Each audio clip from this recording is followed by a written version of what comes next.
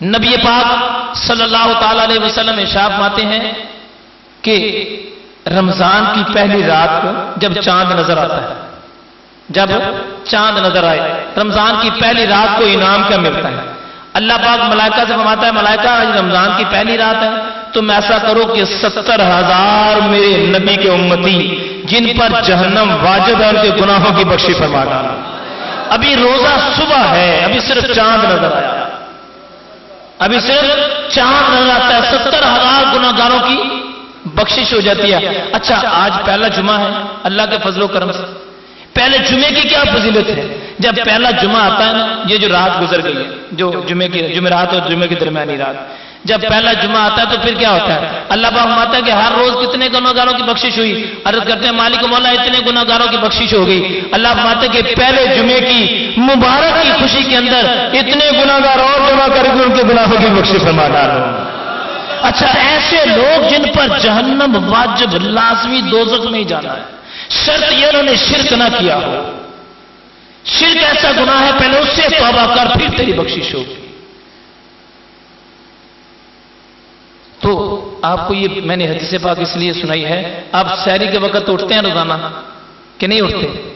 ایک کام کیا کریں سحری کے وقت اٹھ کے، جو بہنیں بیٹیاں میری آواز کو سن رہی ہیں وہ بھی سنیں، جو مرد حضرات میری آواز کو سنیں وہ بھی سنیں۔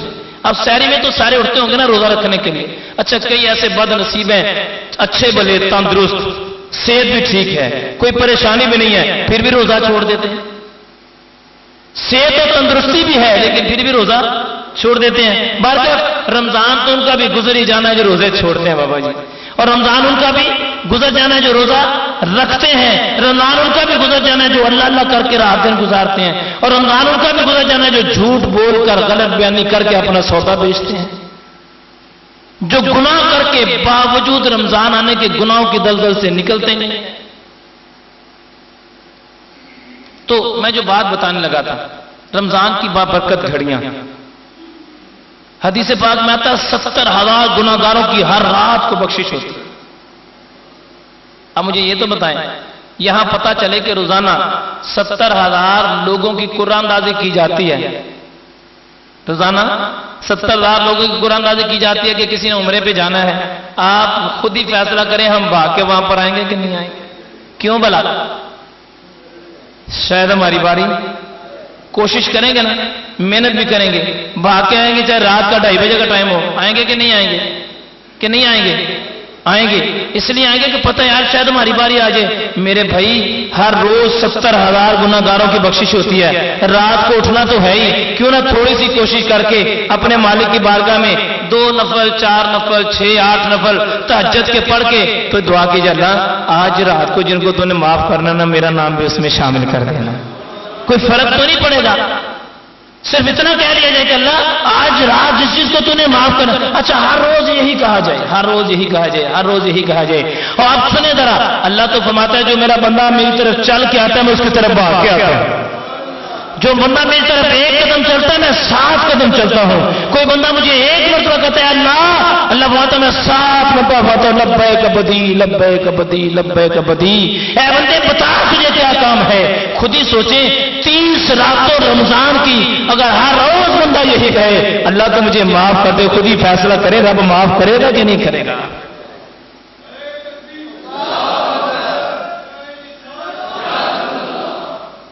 روزہ خالی منہ باندھ لینا اس کا نام روزہ نہیں، کم از کم روزے کی حالت میں جھوٹ نہ بولیں۔ رمضان میں یہ عادت بنائیں کہ ہم نے جھوٹ نہیں بولنا، اللہ کے فضل و کرم سے اگلے رمضان تک عادت بنی رہے گی۔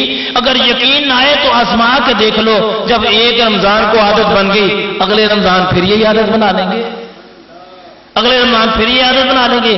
زندگی کے سارے رمضان اگر ایسے ہی گزر گئے، سوچے تو صحیح اس رمضان کو اگر اس غلطی کو دور کریں، اگلے رمضان کو کسی اور غلطی کو، اگلے رمضان کو کسی اور غلطی کو، اگر اللہ تعالیٰ زندگی میں 5-7 رمضان بھی نصیب کرے گا تو یقیناً بڑی بڑی غلطیوں سے ویسے ہی بچیں گے ہم۔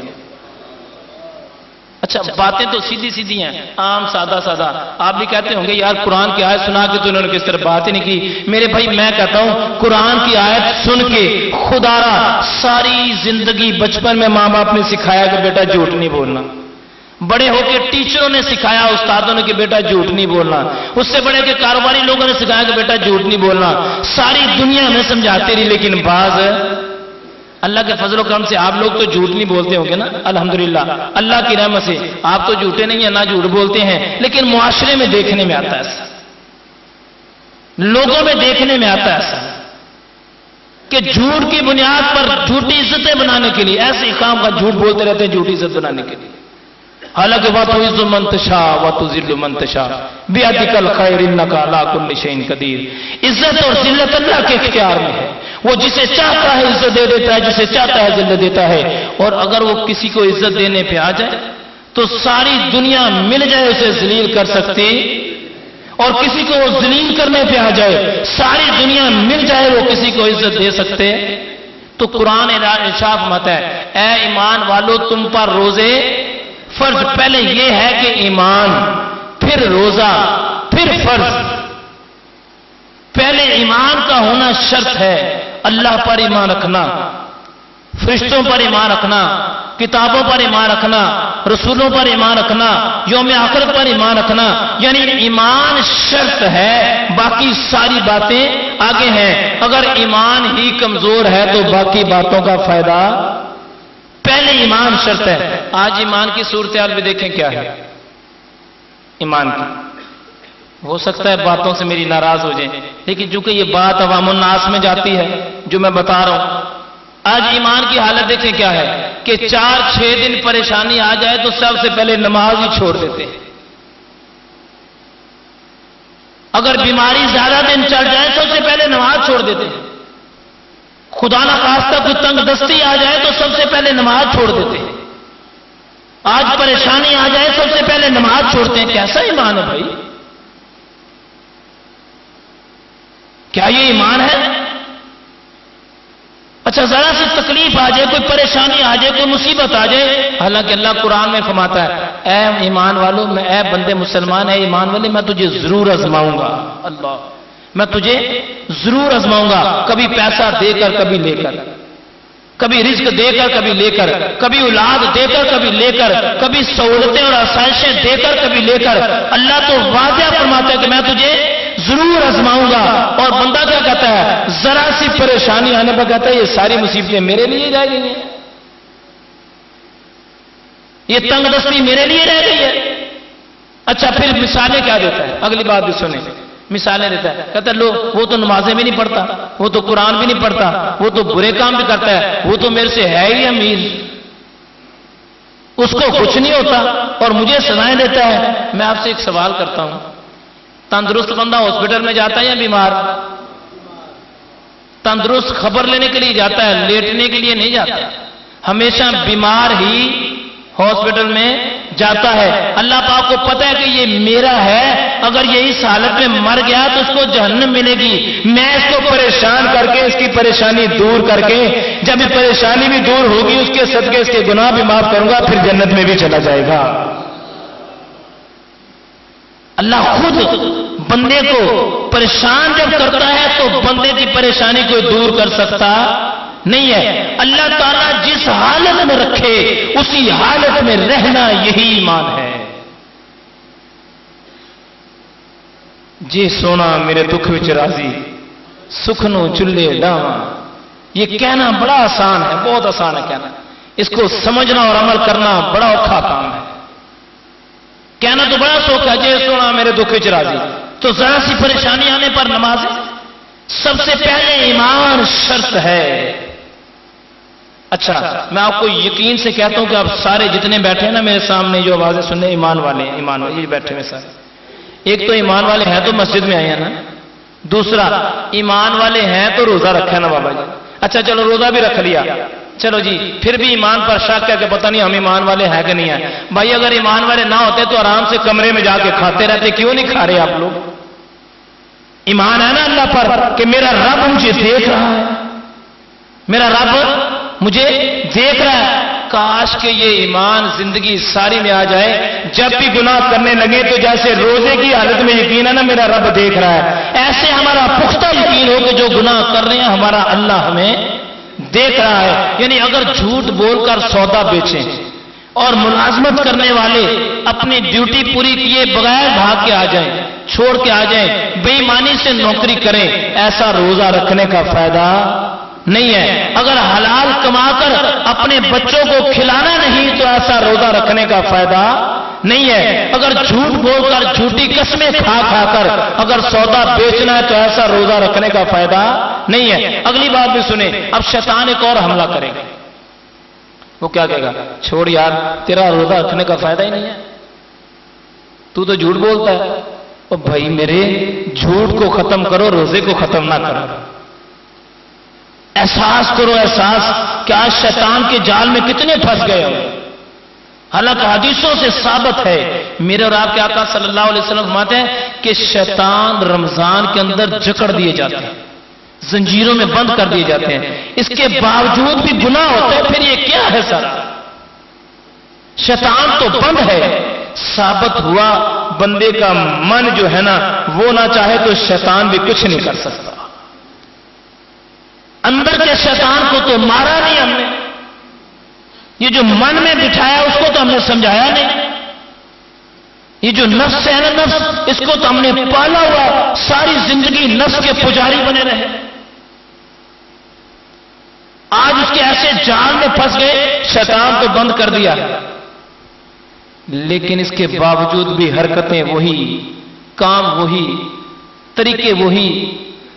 اچھا اب دیکھیں پریشانی والی بات، دیکھیں تعجب کی بات، دیکھیں شکایت کیا کریں یار صوفی صاحب بڑی پریشانی ہو گیا ہے۔ بھائی کیا پریشانی ہے؟ کہہ رہے یار سارے ہوٹل ہی بند ہو گیا، کھانا بھی کہیں سے نہیں ملتا۔ اللہ تجھے عقل سلیم دے ہے۔ اللہ فرماتا ہے سارا سال کھا جتنا تیرا جی چاہے کھا، کلو وشربو، کھا جتنا تیرا جی چاہتا کھا، صرف ایک مہینہ میری رضا کے لیے صبح کھانا اور رات کو کھانا، دن میں کچھ کھانا نہیں ہے۔ نہ تیرے صبح کے کھانے پر پابندی ہے، نہ تیرے رات کے کھانے پر پابندی ہے، لیکن اس کے باوجود بھی اگلی بات بھی سنیں، کھانا جو بھی کھاتے ہیں نا اس کا قیامت والے دن حساب ہوگا۔ جو کپڑے پہنتے ہیں اس کا بھی حساب ہوگا، جو جوتے پہنتے ہیں اس کا بھی حساب ہوگا۔ ایک بات کو یاد رکھیں، جو کھانا سحری اور افطاری میں کھایا جائے اس کا حساب نہیں ہوگا۔ اللہ ماتا تو سحری میں کھا جتنا تیرا جی چاہے، افطاری میں کھا جتنا تیرا جی چاہے، لیکن دن بھر میں تجھے دیکھنا چاہتا ہوں کیا میری تابعداری، میری فرمانبرداری کرتا ہے کہ نہیں کرتا۔ اب بندہ دیکھیں کیا ہے کہ اس حالت میں بھی کہ اس کو پتا ہے کہ میرے رب کا حکم ہے، پھر بھی حد دیکھیں نافرمانی کی۔ خدا کی قسم سورج دیکھیں، سورج حکم ہے کہ مشرق سے نکلنا ہے اور مغرب میں غروب ہونا ہے۔ جب سے دنیا بنی ہے سورج اسی وقت مشرق سے نکلتا اور مغرب میں غروب ہوتا ہے۔ ایک موقع آیا تھا جو سورج مغرب سے نکلا تھا، جب میرے آقا علیہ السلام نے علی کو فرمایا تھا علی تو نماز ادا پڑے گا یا قضا پڑے گا؟ عرض کی یا رسول اللہ آپ کا غلام اور قضا پڑے؟ پھر سورج کو اشارہ کیا، سورج مغرب سے نکلا، ورنہ سورج کی مجال نہیں کہ وہ مغرب سے دائیں بائیں کہیں ہو جائے۔ چاند اپنی جگہ سے نکلتا ہے اسی جگہ پر غروب ہوتا ہے، ستارے نکلتے ہیں غروب ہوتے ہیں، ساری مخلوق اللہ کے حکم کے عین مطابق چلتی ہے، فقط بندہ ایک ایسا بندہ ہے اللہ نے فرمایا تو نے گناہ نہیں کرنا، یہ ضد سے کرتا ہے۔ اللہ نے فرمایا خبردار برے کام چھوڑ دے اور روزے رکھا کر، تیرے پر روزہ فرض کر دیا گیا ہے۔ اس نے کہا کوئی بات نہیں، اللہ مجھے معاف کر دے گا۔ حکم ہے خبردار گناہ نہ کر، برے کام نہ کر، چھوڑ دے۔ کہہ رہا نہیں اللہ مجھے معاف کر دے گا۔ اللہ اکبر۔ اگر ڈاکٹر کہہ دے کہ بھئی کھانا نہ کھاؤ تمہارے معدے میں پرابلم ہے، کھانا نہ کھاؤ تمہارے معدے میں پرابلم ہے، بتائیں ذرا بات مانی جاتی ہے کہ نہیں؟ اپنے ایمان کا احتساب کریں ذرا۔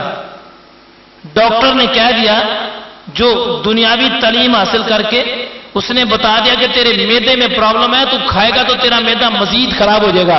اب کیا کیا جناب؟ صبح کیا کھا رہے جناب؟ ڈبل روٹی کا ایک پیس کھاتا ہوں۔ اچھا شام کو؟ بس شام کو تھوڑی کھچڑی کھا لیتا ہوں۔ دن بھر میں نہیں، ڈاکٹر نے منع کیا۔ وہ ڈاکٹر منع کرے تو باز آ جائے اور رب منع کرے باز نہ آئے۔ اپنے ایمان کا ذرا حساب تو کر، کیسے تیرا ایمان ہے؟ ڈاکٹروں نے